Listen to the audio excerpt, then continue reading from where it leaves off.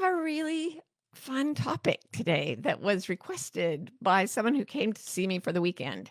And what were we doing just to pass the time during the weekend? Well, of course, we were making vision boards. What else do grown women do? We were making vision boards because as I've probably said before, it's fun, it passes the time, and it certainly directs your attention in the whatever we put our attention on tends to get to show up in our consciousness, right? We notice it more, maybe it pops up itself more. And the thing is, I used to make vision boards based on what I thought I should want because I'd do it with friends and I would capitulate to to peer pressure. I don't have to do that here. I'm not afraid that you guys would judge me for being myself, but I used to be afraid that people would. So I would think, oh, what am I going to do? I'll put this car. People like cars. I'll put this car. This looks like a nice car. I don't know. And then 2 years later, no, that's not what it was. I put up a car that was 2 years old. I didn't know it was from a magazine that was 2 years old. And like the next day, I was driving my regular car down around in Phoenix with Karen, my lovely Karen. And Karen said, "Look at that car dealership. Isn't that the same car that was on your vision board yesterday?" And I said, "I think it is." And we went to look at it and it looked brand new. And Karen said, "Well, how much is it?"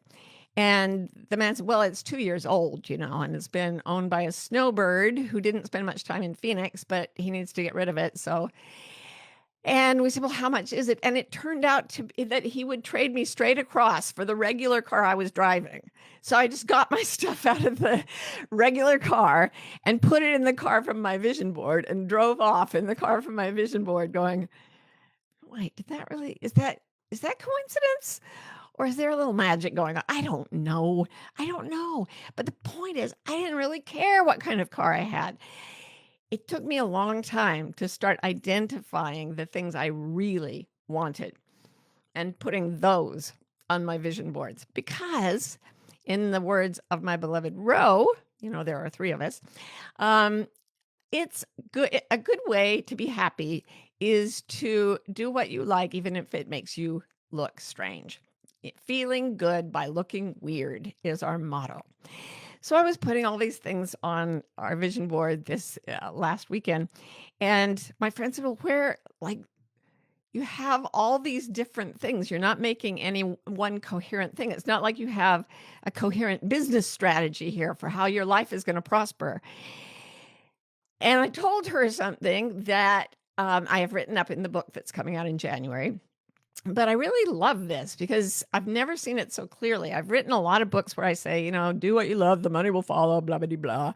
It's happened for me, but I'm always crossing my fingers, my toes, my eyes, hoping that it works for other people too. Because sometimes it seems to and sometimes it doesn't.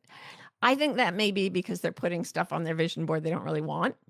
It doesn't tend to be as important.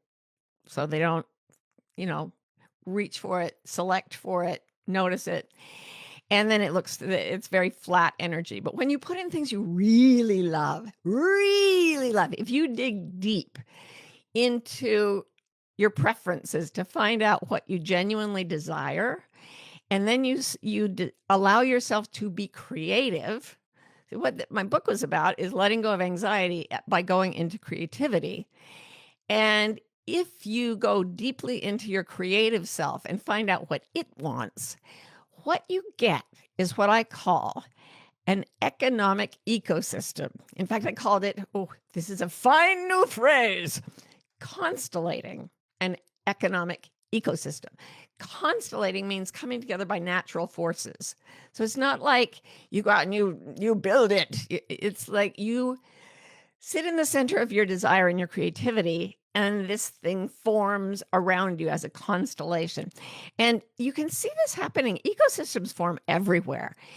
If you don't clean your fridge for a couple weeks, not that I would know, if you just open the vegetable drawer after it hasn't been disturbed for a couple of weeks, you will find a complete independent ecosystem in there at work. I can't believe walking around in the woods in Pennsylvania, how little ecosystems pop up. There'll be people doing road work, and they just bulldoze the whole thing, and it looks like just a man-made catastrophe, because it is. And I walk by the next day, and there are already flowers growing out of the dirt because now it's loose and they can find it. It's easier for them to push up through it. Ecosystems just form everywhere. They can go down to the deepest, deepest deeps where it's incredibly cold and the pressure is incredibly intense. And what do they find? Everywhere there's a thermal vent that is heat energy, you get creatures, you get ecosystems. And ecosystems are complex groups of organisms where each organism helps balance the system for every other organism in the ecosystem. And the balance is always waxing and waning, but it's basically this group of organisms that are symbiotic. They help each other get along. So any place on Earth that you have space, energy, and water, you're going to get ecosystems. You don't even have to try. They constellate by themselves. You might not want them, but they will happen. In much the same way, I realized that by tapping into your desire is a form of energy. Like if you get in touch with what you really want, it powerfully moves you forward, right? We all know what it feels like to yearn. That yearning is fuel, it's energy. And then when you release your creativity, if you just get out of your anxious self, move over to what makes you curious and start doing things you love to do, putting things together in ways that delight you, that creativity is the water. Yes, I got that right. I had to take notes in case I did it wrong. It's like your creativity comes from this deep well that feeds and nourishes and hydrates everything in the ecosystem. And then the space that you would give it is the time that you spend on it in your life. Here's what I found. Oh, my watch just talked to me for no reason. So here's what I found. When I see people who are living according to their joy and allowing their creativity to have some room in their life, and then giving time to being creative in the pursuit of their desires, income, that is money, constellates around them. We are not used to seeing our economy, our personal economy, as a complex system of things. We are used to something that I will compare to something called monocrop agriculture. Monocrop agriculture is when you wipe out all the plants in a patch of ground and you plant one crop, and you just keep planting that one crop, and it comes on like gangbusters until it eats up all the nutrition in the soil that would have been replenished by things like other plants and animals coming in and leaving their droppings and things. So suddenly what was a thriving field of corn or wheat becomes the dust bowl that nearly killed America in the 1930s. They didn't know that monocrop agriculture is ultimately destructive. We live according to the same mindset that created monocrop agriculture. It's not even just a metaphor. It's the same mindset. You get a job. You get one job. You go to that job. You get your money. That's where you get all your money forever. The end. Then you die. Okay, that didn't work for me. I could never get it. I wasn't a morning person. I couldn't handle a job. I had kids. I had autoimmune illnesses. I had ADHD. I'm not a monocrop agriculture kind of girl. Just can't do it. But when I allowed myself to connect with desire, and then I said, I'm not just going to say, well, this can't happen. It would be too wonderful, and I really should get a job. I got as creative as I could with my kids and my autoimmune illnesses and everything. Like, what can I do that will actually create some kind of useful thing for the world? And the first thing I did that way was the book Expecting Adam, where I wrote about my experience with his Down syndrome diagnosis and deciding to keep the baby and all that. And I always say, some of my advisors at Harvard told me that I was throwing away my career when I kept him. And it turned out that the book I wrote about him got on the bestseller list and launched my career. It was exactly the opposite of what they said. And from there, by the way, you cannot live off book royalties unless you're maybe Stephen King or something. So I was like, oh, wow, this is great. I love being able to write for a living, but I wish I could get like more cash consistently. And somebody looked me up and asked if I would be a magazine columnist. I've told you all these stories before, but I have seen this kind of thing happen. Oh, and then I started, people just wanted to know how I was doing all these things. So I started coaching. And then they were like, oh, we want to do that too. So I started training coaches. And so all these different forms of um, economic vibrancy came into my life, but I've never just had one. It's never felt safe to just have one.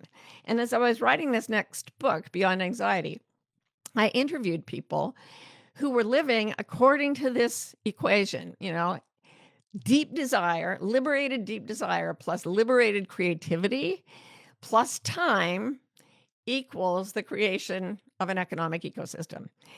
And I found many people who are out there doing this, and it's become more feasible in our economy to have an economic ecosystem than it is to live by monocrop agriculture, because a lot of things are collapsing because of technology and competition and everything.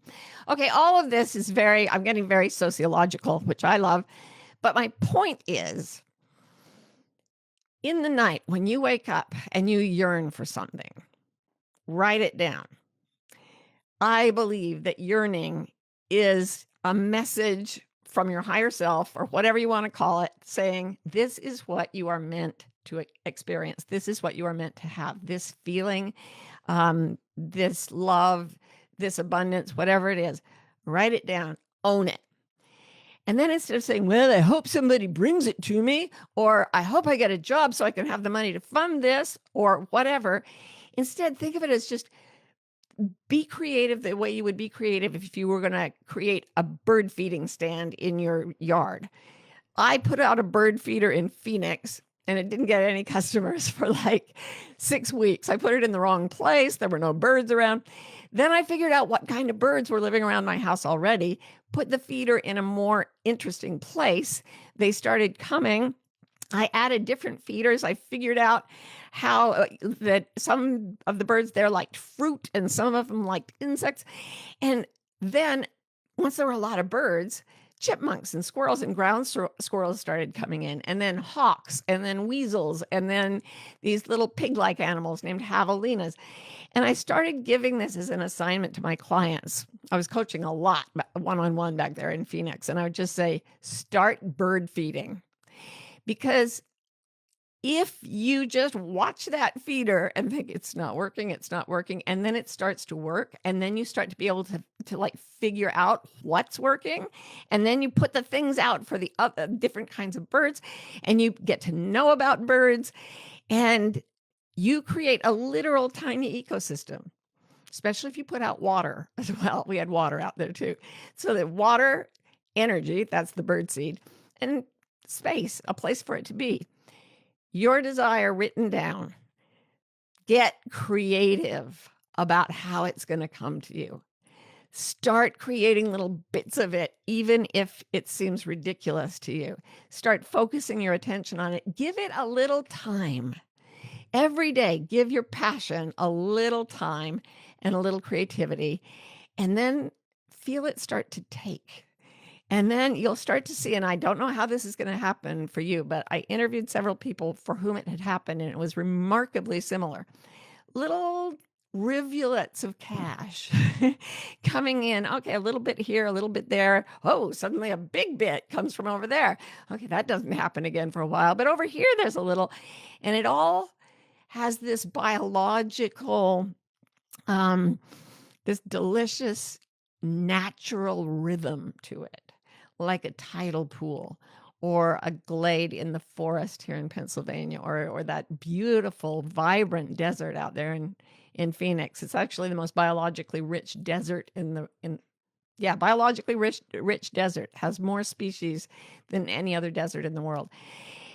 And just watch abundance start to come to you from various different avenues. And then you may have the guts to quit your monocrop agriculture job that is leading to a great dust bowl in your soul, or stop trying to get a monocrop agriculture job, even though you know it turns your soul to dust. And watch it happen. Watch it happen. It's starting to actually look logical to me, where before I was just like, I think I'm really lucky. I don't know how this works. All right. So here we are with some wonderful questions, lots of them. So let's get to it. Lindsay says, when doing a vision board, how do you separate what you should do from what you actually want to do? Well, you look at something and you think, does it actually make my heart lift? Does it actually have does it physically make me smile without trying? If you're trying, you know the difference between a fake smile and a real smile, a polite laugh, as opposed to a real belly laugh. Only put the belly laugh things on the board. They have to light you up a little.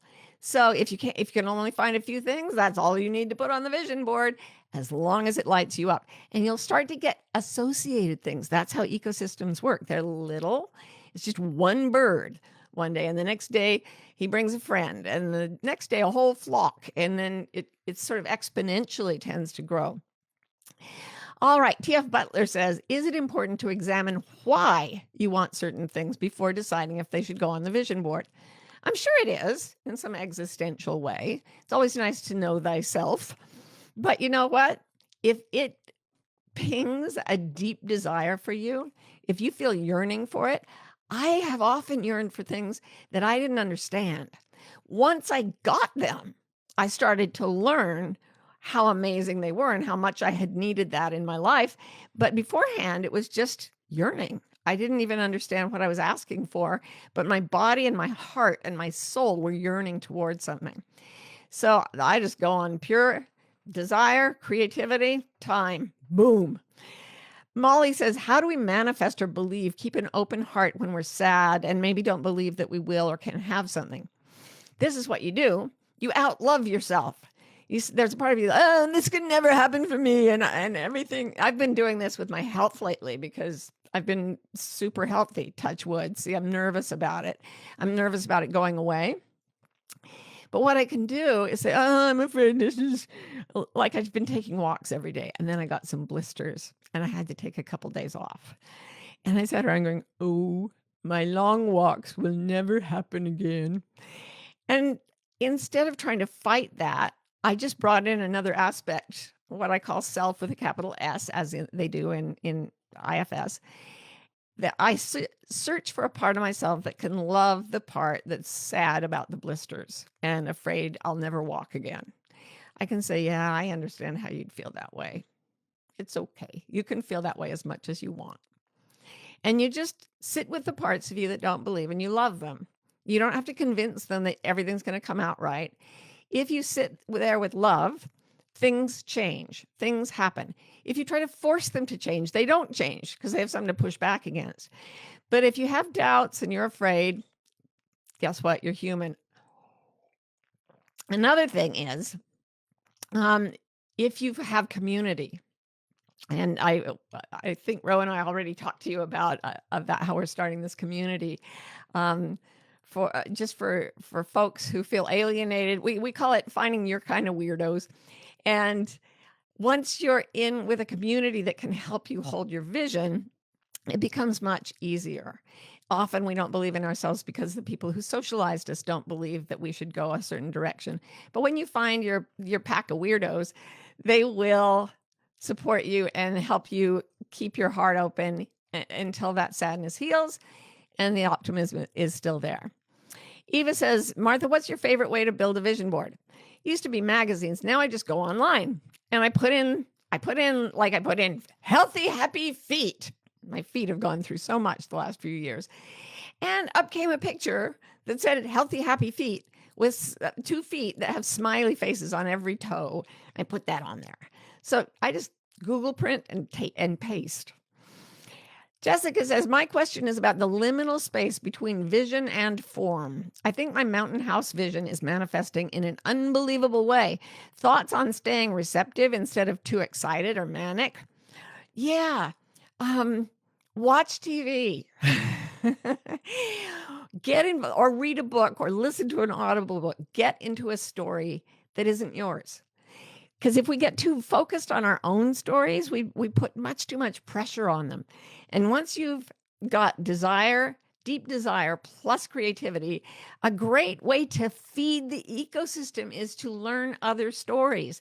And I could say, go through your mind and take away all the thoughts that are scaring you. But it's much easier to say, oh my goodness, did you see the last season of what's the Fargo? The last season of Fargo, have you binged that yet? It starts out a little slow for me, but holy smokes, I love that show. While I'm watching Fargo, when I'm looking at a great drama, and that's what I love about coaching so much. This is what I tell coaches when I'm training them. It's like reading all the best novels in the world. People who would be incredibly boring if you just met them at a party are wonderful when you're sitting with them, really puzzle cracking, getting creative about how they can realize their own desires, because they're feeding your ecosystem, you're feeding their ecosystem. And that's the thing, the ecosystems don't compete. They're symbiotic. They support each other. So go watch TV, Jessica. You'll be fine. Everything's happening for you. All right. Michelle and Magenta says, I feel like envisioning future would help me, but I'm frozen by actual traumatic events. How can I make this envisioning happen? Again, the part that is traumatized needs compassion from the self. If you can't get to the self, I would really encourage you to read the book Self Therapy by Jay Early, or No Bad Parts by Richard Schwartz. You can find a part of yourself that was apart from the trauma. It was a part of the trauma. It was a part from the trauma. It was watching, and we do the meditation. We're going to do our meditation at the end. And when we're in contact with the part of us that is space, stillness, and silence, which is eternal and nothing can disturb it, it can hold compassionately the parts that have been traumatized. And that should be job one. If I were in trauma, if I had just gone through a trauma or just started dealing with one, my whole vision board would be about comfort, space, loved ones who could help me, and healing. You know, that's why I make so many vision boards. So it changes all the time. And it's interesting how even that, like the whole thing with expecting Adam, when I was going through one of the worst times of my life, it ended up turning out to be, it's the last thing I thought would help my career, and it made my career, right? So love the part that is in trauma and connect with desire, connect with creativity, and give it some time. You will not only heal, you will constellate an economic ecosystem. Dr. Donna says, how do you tap into desire if you've been conditioned that desire needs to be denied in favor of status, money, or acceptability? By framing that up the way you have, Donna, you have told me that you've already seen that the lie of rejecting need in favor of status, money, or acceptability has been taught to you by people who did not know what they were doing. So don't do what they said. Boom! As soon as you can frame that up, you're free of it. If you choose to be, if you choose to just say, okay, I'm not going to do what they told me to because it's not right for me. Boom, you're free. All right. Laura says, how do you let yourself ask for things you have a hard time believing you can have, such as a European trip or a hiking in the park with a group, especially when you have a big list of things on your to-do list to take care of? That is maintenance of house, etc. This is why you've got to give a little time. Just give it 15 minutes if you're super busy. Get the kids to bed, take a long bathroom break, and sit with your own desires, your own creativity. Even if that's the only amount of time you can give it, it will still grow an ecosystem. And what you'll see is that once you've attracted a whole bunch of birds to the bird feeder, and the squirrels are coming, and the hawks, and there's a cat involved, and then there are foxes, and there's a snake, it's like, I can manifest big things. Big things can come from small things. Gosh, we've got too many. I think we can hit all these questions before we do our meditation. S.J. Kramer says, how do you cultivate desire to the max? There are two ways. One is just like, what do I really want? What do I really want? That's accessible to some people. For those of us who have had maybe a less functional worldview, it doesn't come that easily, but pain, suffering, lack, those things we're familiar with, right? So what you want to do is go to the things that, like, I had this thing with, I'm afraid I won't be healthy anymore. And I found that deep down I had this belief, I don't deserve to be healthy. And I really want to be healthy. And I had to go deep, deep, deep into the part of me that did not want to be sick. And way down deep, there was this part of me that said, I deserve to not be sick. And the desire coming from that part, I just sort of gave it a space. I deserve to not be sick. Okay, then there's a possibility I could actually stay healthy. Okay, all right. So you either cultivate the desire that is already coming up, or you find the place that you feel suffering, where you feel like good has been denied to you or evil has been imposed on you, and you wish things were different. That difference is what you're desiring. And the more you have suffered, typically, the more intensely you can decide what it is you want. Okay, Molly says, yearning for a soulmate while grieving the loss of current partner. How do we balance something like that? How do we keep love in the forefront? Do we focus on loving ourselves? Yeah, and she says, oh, clarifying, loss is not through death, but the end of the relationship. You know what I said about it all waxes and wanes? Sometimes, like, the bird seed runs out and suddenly there's no bird seed. There's still water, though, for the bird, so that you still get some animals. But then you notice, oh, I have to go get more bird seed. And for a while, the birds won't be as plentiful. And this happens economically, and it happens with relationships and everything else. And the key is that we know that something waning is not a problem if you've got an ecosystem. I've been talking about economic ecosystems today, but there's also a relationship ecosystem where you have friends, family members, pets, other creatures you can turn to, and you let that love carry you through the grieving. But guess what? You have to do the grieving. That is a healthy response. It's like my blisters healing.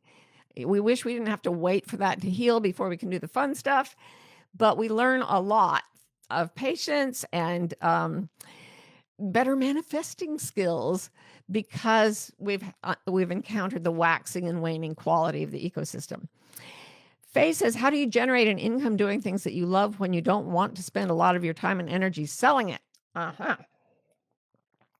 You just keep doing what you love.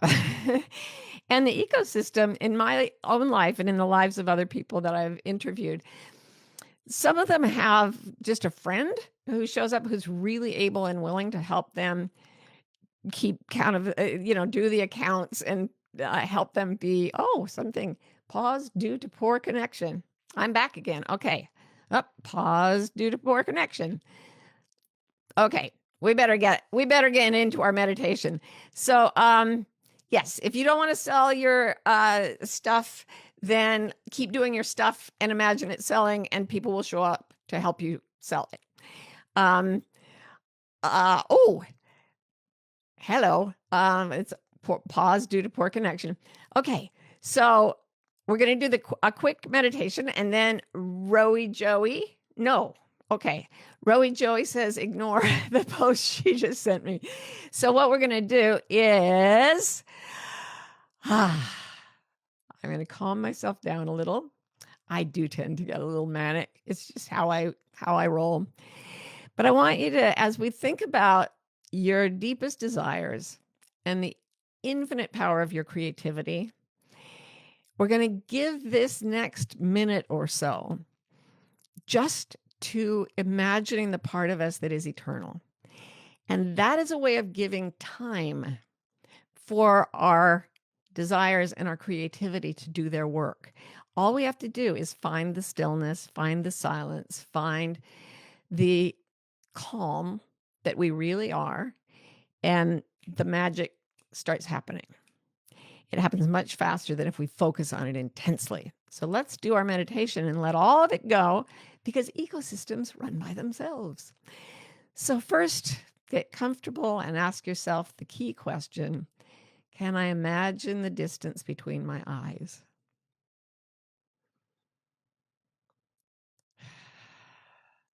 If you're looking at a screen or listening on audio, See if you can watch the space between the screen and your eyes.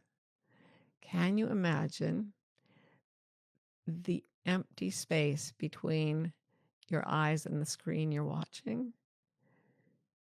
Can you imagine the silence underneath all the sounds you can hear? Can you imagine the distance between the top of your head and the soles of your feet? Can you imagine the vast emptiness that is most of what you are physically? And can you imagine that most of you is not that? Most of you is the space, the silence, and the stillness that is holding us all right now as you're hearing these words. As we do this, as we become who we are, the incredible intelligence of nature, of the universe, begins to work on our desires and give us creative ideas. So by giving this time to come to the gathering room to do this meditation, you've already begun to constellate ecosystems economically, in terms of relationships and physical health, everything. So breathe that in and know you've done the work for the day. You can let go. Go have some fun. Watch a story that isn't yours. And just notice how everything in the world loves a beautiful story. And that's what's really coming out of your desire and your creativity and your time. Thank you, thank you, thank you so much. Love you. Thank you. And to all you coach trainees out there, feel free to teach the economic ecosystem lesson. It's a whole new tool for Wayfinder coaches. And all the rest of you, let's see what happens if we put the bird seed of love out into the world, and the birds of happiness will come and eat it. I love you, and I'll see you later on the gathering room.